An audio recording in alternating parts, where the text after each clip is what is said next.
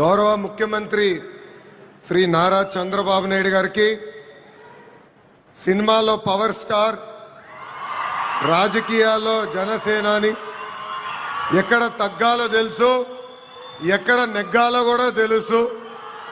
నాకు సొంత అన్న లేని లోటు తీర్చిన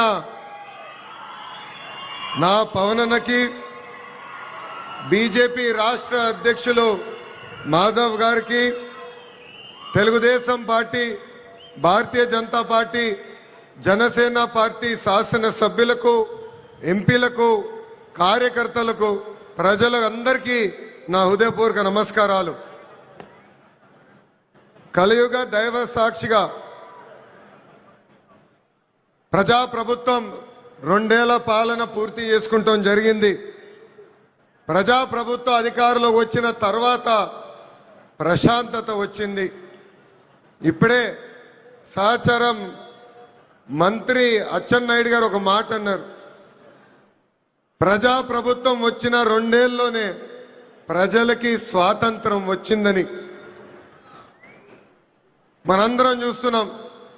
జేసీబీలు లేవు, దాడులు లేవు, హత్యలు లేవు, అంతెందుకు బూతులు కూడా లేవు. ఈరోజు నాకు ఇప్పుడు కూడా బాగా గుర్తు, యువగలం పాదయాత్రలో ఇదే చంద్రగిరి గడ్డపై మీటింగ్ పెట్టా. ఆనాడే చెప్పా, వెంకటేశ్వర స్వామి జోలికి వెళ్ళొద్దు, మాడి మసైపోతామని ఆనాటి ముఖ్యమంత్రికి నేను హెచ్చరిక జారీ చేశా. కానీ నా మాట ఇన్లా, దేవుడితో పెట్టుకున్నారు.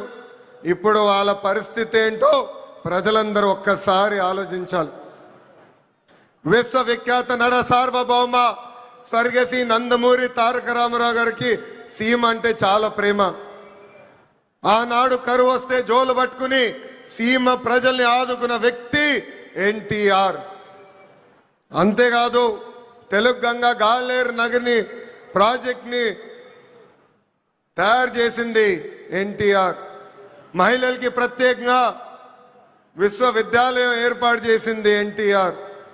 నిత్యం అన్నదానం కూడా ప్రారంభించింది ఎన్టీఆర్.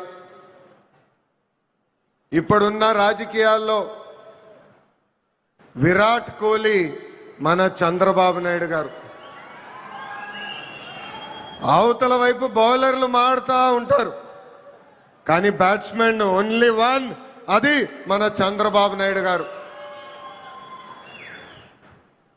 రాయలసీమను రాయలసీమగా మార్చిన వ్యక్తి మన చంద్రబాబు నాయుడు గారు. ఎవరికి తెలియని సమయంలో బిందు సైద్యం పరిచయం చేసి ఏకంగా రాయలసీమలో రత్నాలు పండే విధంగా చేసిన వ్యక్తి మన సిబిఎన్.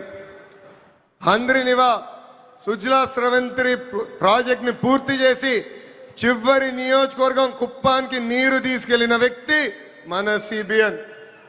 అంతెందుకు పులివెందల కూడా నీరిచ్చిన గొప్ప వ్యక్తి మన చంద్రబాబు నాయుడు గారు. ఇప్పుడు ఏకంగా 1,00,000 కోట్ల పెట్టుబడితో మిషన్ రాయలసీమ కూడా ప్రారంభించబోయే వ్యక్తి మన ముఖ్యమంత్రి చంద్రబాబు నాయుడు గారు. 2019 నుంచి 24 వరకు గొడ్డలి పార్టీ అరాచక పాలన మనందరం చూసాం.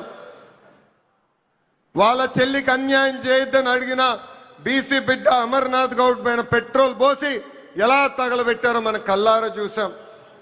ఒక మాస్క్ అడిగినందుకు ఒక దళిత డాక్టర్ సుబ్రహ్మణ్యాన్ని పిచ్చోడు చేసి ఎలా చంపేశారో ప్రజలందరూ చూశారు.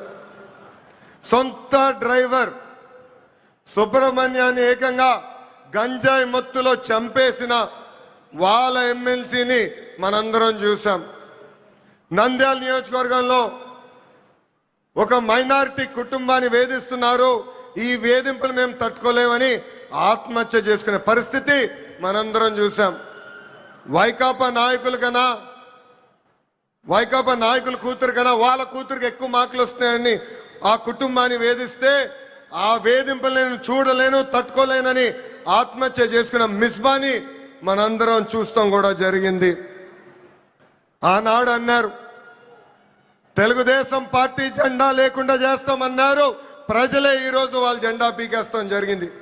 వై నాట్ 175 అని చెప్తే ఏకంగా టీమ్ 11 ప్రజలు వాళ్ళకి తీర్పిస్తాం కూడా జరిగింది. సిద్ధం అంటే యుద్ధానికి రెడీ అని తీర్పిచ్చింది ఆంధ్ర రాష్ట్ర ప్రజలు. అసెంబ్లీలో అడుగుపెట్టనయ్యో అన్నారు.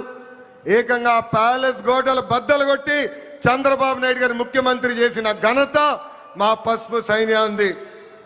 ఇప్పుడు రపరప్ప అంటున్నారు. రపరప్ప అంటే చూస్తూ మేము ఊరుకోం.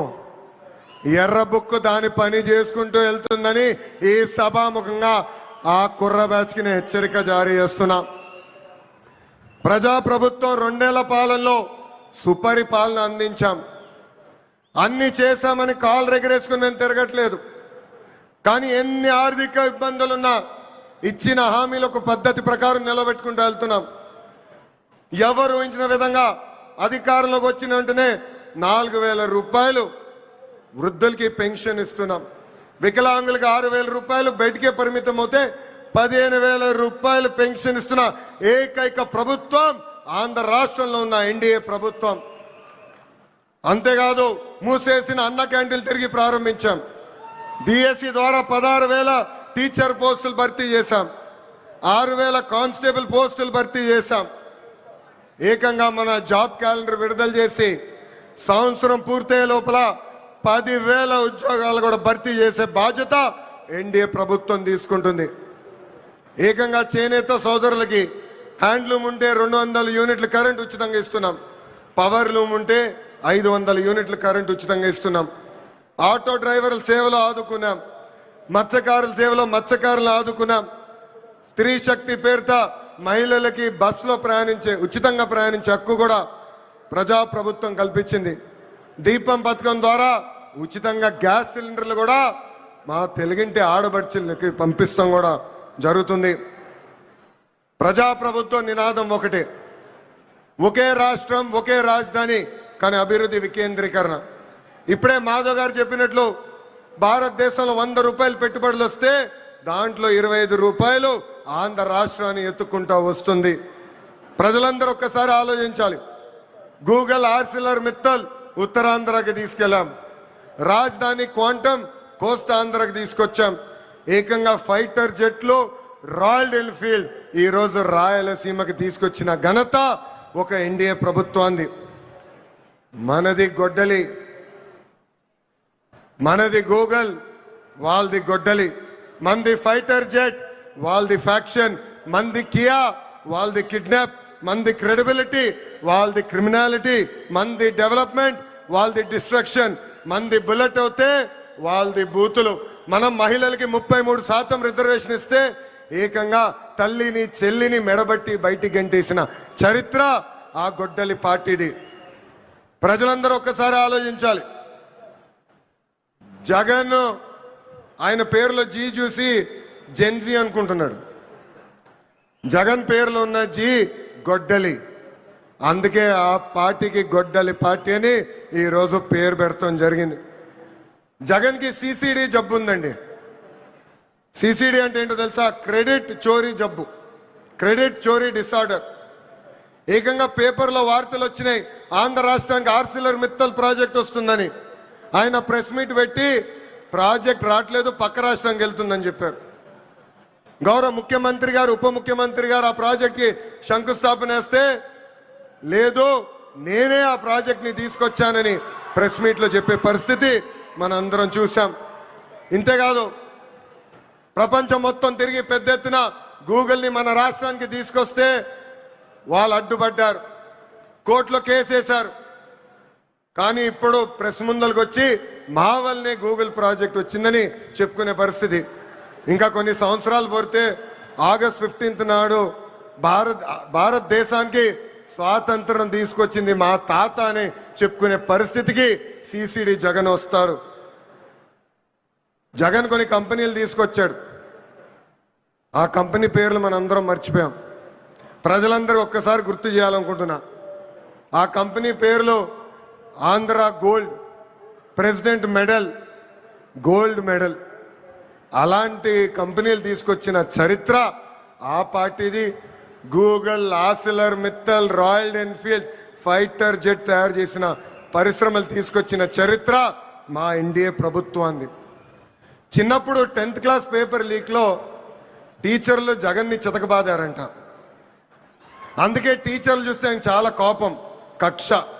అధికారంలో ఉన్నప్పుడు మద్యం షాపుల ముందల కాపులాగా నిలబెట్టారు ఆయన టీచర్ని. ఏకంగా మనం డిఎస్సి విడుదల చేస్తే 226 కేసులు ఆ డిఎస్సి పైన వేశారు. ఎవరు ఊహించిన విధంగా 150 రోజుల్లో 16,347 పోస్టులు భర్తీ చేసిన ఘనత మన ఎన్డీఏ ప్రభుత్వాన్ని. నిన్న ప్రెస్ మీట్ నేను చూసా. జగన్ నన్ను ప్రశ్నించట్లేదు, గౌరవ ముఖ్యమంత్రి చంద్రబాబు నాయుడు గారిని ప్రశ్నించట్లేదు, ఆంధ్ర రాష్ట్ర ప్రభుత్వాన్ని ప్రశ్నించట్లేదు. రాజ్యాంగం రాసిన అంబేద్కర్ గారిని ప్రశ్నిస్తున్నారు, రిజర్వేషన్ని ప్రశ్నిస్తున్నారు, రాజ్యాంగాన్ని ప్రశ్నిస్తున్నారు. అందుకే ఈ సభాముఖంగా జగన్కి నేను హెచ్చరిక జారీ చేస్తున్నా. మీరు ఎన్ని జన్మలు ఎత్తినా డిఎస్సి పూర్తి చేసి ఇచ్చిన హామీ నిలబెట్టుకున్న ఘనత మాది. మళ్ళీ డిఎస్సి నిర్వహిస్తాం. నిరుద్యోగ యువకులకి పెద్ద ఎత్తున ఉద్యోగాలు కల్పించే బాధ్యత ప్రజాప్రభుత్వం తీసుకుంటుంది. ఈ జగన్కి కనీసం దేశభక్తి అన్న కూడా లేదు. మేమందరం పోరాడి పెద్ద ఎత్తున సాగర్ డిఫెన్స్ అన్న పరిశ్రమని ఆంధ్ర రాష్ట్రానికి తీసుకొచ్చాం. వాళ్ళు ఏకంగా భారతదేశం డిఫెన్స్ కోసం బోట్లు తయారు చేసే పరిశ్రమ. కావల్లో కనీసం 1000 మంది మత్స్యకారుల పిల్లలకి ఉద్యోగాలు ఇచ్చే పరిశ్రమను మేము తీసుకొస్తే ఏకంగా వాళ్ళపైన ఆరోపణలు చేసి ఆ పరిశ్రమను కూడా తిప్పి పంపించాలని ప్రయత్నించారు. ఇప్పుడు విశాఖ ఉక్కు పైన కూడా మాట్లాడుతున్నారు. 2 సార్లు విశాఖ ఉక్కు సంక్షోభంలో పడితే ఆ ఉక్కు ఫ్యాక్టరీని కాపాడిన ఘనత చరిత్ర ఒక ఎన్డీఏ ప్రభుత్వాన్ని. ఆనాడు ప్రధానిగా నరేంద్ర మోడీ గారు, ముఖ్యమంత్రిగా చంద్రబాబు నాయుడు గారు ఇద్దరు కలిసికట్టుగా పోరాడి విశాఖ ఉక్కుని ఒక్కసారి కాపాడారు. దాని ముందల వాజ్పేయి గారు ప్రధానమంత్రిగా ఉన్నప్పుడు, చంద్రబాబు నాయుడు గారు ముఖ్యమంత్రిగా ఉన్నప్పుడే మళ్ళీ విశాఖ ఉక్కుని మనం కాపాడుకుంటాం జరిగింది.